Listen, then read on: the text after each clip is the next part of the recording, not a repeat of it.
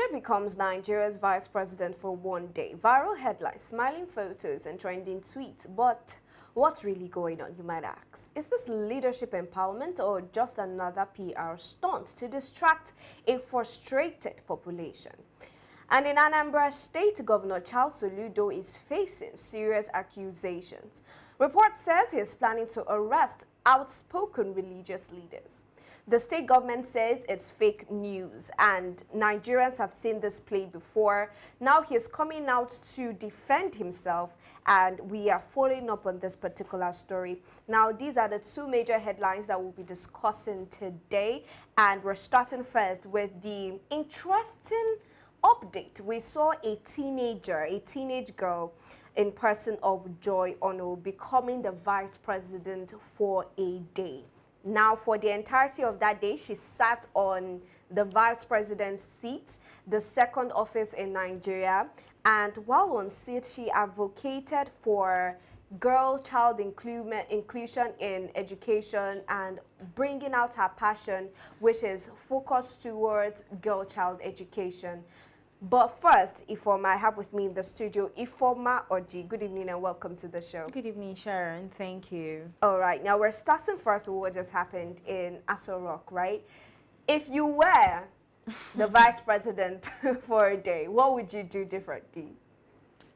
Not as a teenager, right? Of course. As an adult. Of course. Well, I think first of all, I will work on the inflation. That is the most important thing right now in Nigeria.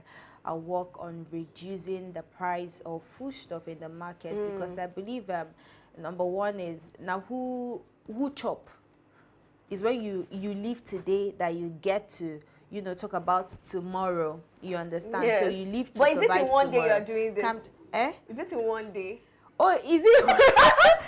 I asked for one day. One Make the vice president for a day. I'm so sorry. Okay, I think if it is for one day, I'll probably see if I can, get money. I think money. Who is this? I would direct, CBN, first of all, to send me some money, and then maybe to other citizens. That's what I said. At least we need relief. Well. They don't too plunge us into a lot, so we need relief. But if it is maybe a long time, something maybe like a week. No, a day. I'm not sure they will allow that for a week. But anyway, it's not going to work. But yeah. But at least money first of all. So if Ifoma, you people heard it here first. If Ifoma Oji becomes vice president for a day, she would share the national cake for everybody. You know, when I saw this comment, the comment section under this particular post, people were like, "Oh, for a day, you did not make your father the commissioner of anything. You didn't appoint your family members." And I personally said I would just share 50,000 naira to every Nigerian citizen. Just use it and buy pure water and relax. But I'm going just to be more serious now. Yeah. Do you think that this is speaking empowerment or just PR stunts? Because the vice president in person of Shetima came out to say that after she had, said what she wanted to say about education, the girl-child education, he said that President Tinubu is somebody that would fill up that role very well, and that they are, female-centric. They are female education-centric in the sense that they are really interested in bringing education to the female folks in Nigeria. But what you saw now, do you think that just PR stunt or really empowerment? Okay, now. First of all, thank you for that question. And I'm happy we started with a light joke. Yes. Now, getting a young girl of such age into that high-profile seat, for me, the first message I got from that means we hear you, we see you, you count. That is, every girl child counts for the government. That is the first interpretation. But the thing there is that getting her on that seat for one day does not fix structural issues in Nigeria. That's number one. And then I am like, I love the fact that you gave her the opportunity to sit, and maybe she got the opportunity to tell you what young girls of her age is probably thinking or expecting from the government. Yeah. But like I said earlier, it is not all about the photo op. It's what comes after the photo op. That is the main issue. Now, are we going to see the government working on trying as much as possible to count the girl child in their agenda? Are we going to see the government building infrastructure? Are we seeing the government building a lot of schools, thousands or millions of schools, to get children out of the street? I don't just want it to be just gender biased. I want it to be inclusive. You understand? Yeah, Both male and female. Now, statistics, according to the news, has it that we have about over 10.5, girl child out of school girl child, and that is as like, let's say, 60% of out of school children. That is a huge number. And that's not even covering the northern region, because the northern region you have in millions. Exactly. Out of school Now we're just talking about 10.5 million. That's just girls. Now, what about boys? What about the Amajiris on the streets? It is not about having to, do this and have on the seat and the rest of them. I understand. A lot of children that are in the streets. What have you done over the years? So are you saying that prompted you in the first place then making her the vice president? Do you think is an unserious political front? Is a political front. It's an unserious one. Yes. For me, I feel like this is a light joke on Nigeria. That is what I feel. Maybe that's what Nigerians need. Yeah, I get. No, we don't need light jokes from the government. We need actions from the government. That is what every other citizens wants, and that was what prompted the reaction from Nigerians yesterday. The protest, nationwide protest. You understand? We don't need this light joke from them. We need them to work. Yes, education is one of the sector that is seriously bleeding. I don't even want to talk about the healthcare sector. Of course. But if he's talking about education, we need to see the follow through. You need to see a lot of schools. When you're saying this is unserious even, let's take a look at what even happened today when she was made the vice president. Now, we saw the vice president seated close to her, observing her closely. Do we even really think that she was given the freedom to act as the vice president for a day? Because now you said, oh, she should, maybe if you were there, you would have been able to do some certain things, releasing funds to Nigerians. But, when we call this unserious, it's even not, it's just ceremonial, right? Exactly. She was made the ceremonial VP for a day, giving that name, right? And I'm just going to also talk about our education now, especially focusing on the girl child, seeing that that was where the vice president for today, Person of Joy, also focused on. Now, we also have to take a look at what's happening in the northern region, where these girls are not being allowed to go to school. But even apart from the fact that they are not allowed to go to school because, they can't afford it, we know that there are lesser terms when it concerns education in the north, right? The GP, the grading is different in the north. Now, apart from that, one of the things that has affected people is the fact that there is insecurity. Yes. So now, if they are going to tackle education, how important is insecurity in that mix? Insecurity, you cannot take it out of the conversation, because you cannot build schools when people cannot comfortably leave their homes and their parents are certain that they will return home whole. You understand? So if they should even talk about focusing on reforming the educational system, I feel that security is the paramount here. You cannot take it out of the context. It's the first thing that they should fix. Maybe they can actually work on building schools. When you are done building schools, maybe children will not move into the schools and, the academic section will start immediately. Maybe you have to work on security first of all, because life first before education. Now, I like that you said that we have to work on insecurity before we also talk about education. Now, just finally to wrap it up on this particular story with the female vice president that we have for a day. Now, we've seen the female representation in governance. It has been poor in Nigeria in the past years. When you look at the Senate, we have just 4 women being represented there. When you look at people that are contesting, even in the Anambra State election, out of the 16 candidates, we have only 2 females. And it's not as though it's a recurring situation. When you look at like what I said, the House of Assembly, you look at key positions that are being held. Now, do you think, I don't know how you would interpret, or I just want you to give your opinion, the young people are going to interpret that you are cool with having a teenage girl rule ceremonially as the vice president for a day. But when we talk about women inclusion in governance, you turn the other eye or you turn the other cheek. What does that say about the government's stance when it concerns women inclusion in governance to you, Reformer? Now, Sharon, this is when you are talking. You were talking before, but this is the main cocoa right now. Okay. No, I'm not talking. This is the main cocoa right now. And this is the question. I feel like this video should actually go viral for people to see this particular video. That in the Senate House, out of 104 persons that are in the Senate House, we have just 4 women. So what does that say about the girl child education? What does that say? Now, I am very much aware, or the growing up, I was made to know that when you empower a woman, you empower a generation.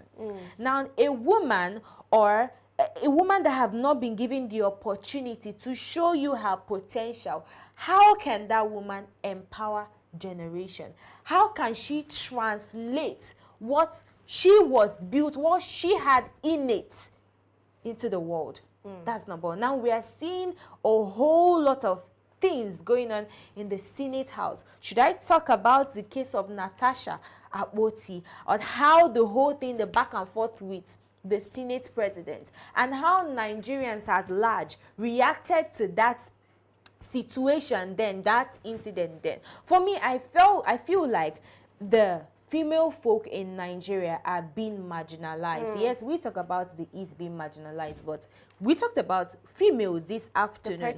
How we are, in our judgments, in the society's judgments, they always place women under. And I think it's high time that the women should be included in government policies. Because I feel like, apart from running a home, the women have the potential to equally run the country and to change a lot of reforms. And you don't think they are doing that enough? If they are able to change situation, if they are able to raise leaders of tomorrow, imagine a situation whereby they are being given leadership positions, more women in power. You will see societies change. I think if the men are not doing much in government, why don't the power shift? All right. Now, I like that. I like that you said, you know, that is really controversial, what you said. If the men are not doing so much with the power that they have, why not it shift?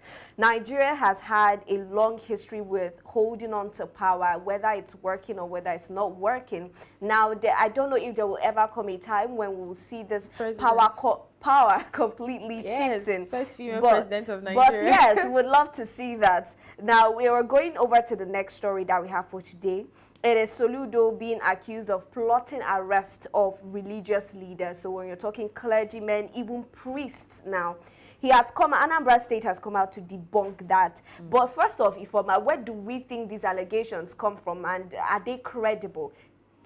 Well, I don't even know where that news came from in the first place. We don't know who released the article. We don't know any source. So we're actually talking based on what the Anambra State, what is it called, Minister for Information, if I'm not mistaken, Law Mefo, he came out to debunk it.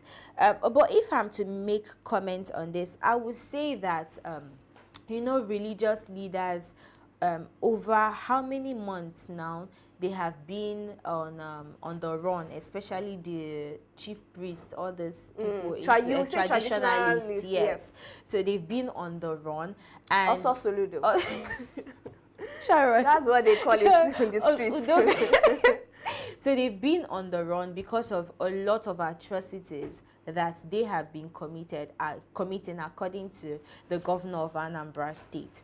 So, but this message is kind of passing, for me, it's passing this fairly more fear in them, and not just fear in them, even religious leaders. It's more like they are not, the governor, yes, is not creating a safe environment for them to, you know, live in. So I feel like I love the fact that they came to debunk that, and I still feel that it is quite okay that they were able to debunk that, because a situation whereby the public starts having distrust in you, then the November 8th election is not assured. The minds of the people are already shifting from your government. You understand? So it's cool that he came out to debunk. I like that he also came out to do that, because if you let things like this slide, it can escalate into something even bigger. Now we're also going to, I just also wanted to ask, with what is happening with the traditionalists that like I said, in the street is called also Soludo. And you know what you said, the reason why they were targeted in the first place was because of Soludo saying that they had a negative influence in the society, causing insecurity and all whatnot. Now, I'm just saying, with that still being something that is ongoing, Soludo is not backing down on that particular hunt, witch hunt, if I may call it. Now, do you think, you just said now that the priest might be scared, but do you think that the Christian body or the church in Anambra State has played a significant role in the political landscape in Anambra State? Well, I don't know. I won't speak for the people of Anambra State. Had he been Sacramento is here, you know, he's more like the advisor. I wouldn't say he's the advisor, but that's a light joke. That's a light joke, though. But I believe that he stand in a better position to talk about, you know, Anambra State, because according to him, he has lived in Anambra State, so he understands what is going on in Anambra State. But if I'm to say anything, I don't know if the religious bodies in Anambra State has played a role in the entire distance. I don't know. I can't speak for them. I can only speak for the citizens dwelling in Anambra State, which I believe I've already made comments based on that. All right. Now, thank you very much. At the end of the day, we cannot see or say completely what exactly is going on. But now, do we think that Nigeria can afford a breakdown in church-state relations? In what sense? I'm talking about what's happening in Anambra State, where if possible it is true, and they have come out to debunk it, but if they actually go ahead to witch hunt religious leaders, do we think that Nigeria can withstand the impact of that hunt? No. Nigeria, no. The Nigeria cannot withstand that, because I think religion is something that is quite sensitive in Nigeria. You understand? Right. And a lot of people, you will see that this set of people are maybe they belong to apostolic church, some people belong to Catholic, and the rest of them. You see that everybody's in one church or the other. So the entire religion, imagine them having this minds that you're coming for them, or you're trying to provide that environment where they cannot thrive in. I think we are going to see something more outrageous reaction from them. You're going to see a lot of religious leaders coming out to say a lot of things, and not just that, they might actually provide this environment that they will sensitize people not to vote for the present government, to oust the present government. So we cannot afford to have that situation happening. If they do that, if they come up with one voice to say, oh, don't vote for this particular government because he is hunting down on our priests or on our pastors, I don't know what the case may be, then how does that sound when it seems as though during elections these churches are quiet or silent when it concerns, oh, what to do during election and how to go forward on the type of leaders to choose, because they have that influence? Okay, in as much as you attend churches and you believe in the existence of the Almighty, it does not affect your reasoning. It does not affect your brain.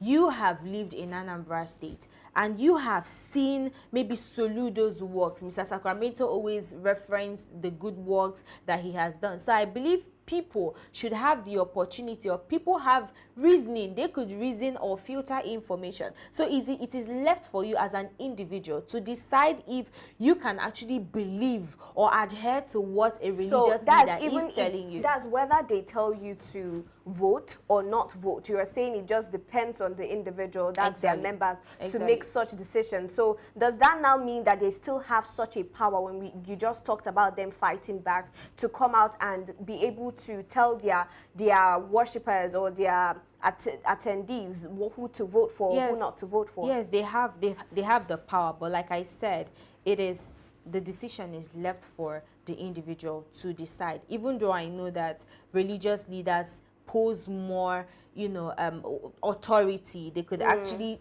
change the whole narrative, make people believe what they believe. But like I said earlier, it's left for people to decide. People might decide to revolt against the present government. It's left for them to decide. I can't actually speak for them. But I believe as an adult and a right-thinking man or woman, you should be able to decide what is right for you, right for your children and your generation. Now, I like that you said that, so thank you very much for that comment on that. But do you think generally that this is a part of a bigger trend of authoritarianism in the Southeast, with, you know, maybe Soludo trying to control traditionalists, even possibly religious leaders?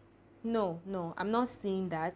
I'm not seeing anything like that. And I love the fact, like I said earlier, that he came out to clear the air on his stand. And like I said earlier, it was because of the atrocities, and it's because of the fact that these traditionalists were making the environment unlivable for people. It was betting more insecurity in Anambra State, and that was why we had the emergence of Soludo. You understand? That was basically the reason. Not that he has ulterior motive to, you know, kind of should I say, or how should I come on or be at the authoritative to, or act authoritatively to the religious leaders in, you know, in Anambra State. All right, so now I think this is where we're going to call it a wrap. Thank you very much, Ifoma, for your contribution so far. And generally, I'm just going to say, at the end of the day, it is all part of our good when security roadblocks or any attempt to hinder the safety of people are put into consideration above everything else. If you're just watching, the show is Active Citizens Parliament, and my name is Sharon Enemchuku. If you're yet to follow us across all social media platforms, please do so. Find us at Active Citizens, and if you're yet to subscribe, please endeavor to do so. And Julie, from where can they find you? You can find me on Facebook at Oji Sophia and on Instagram at Misolex. All right, till we come your way again tomorrow. Do have a good evening.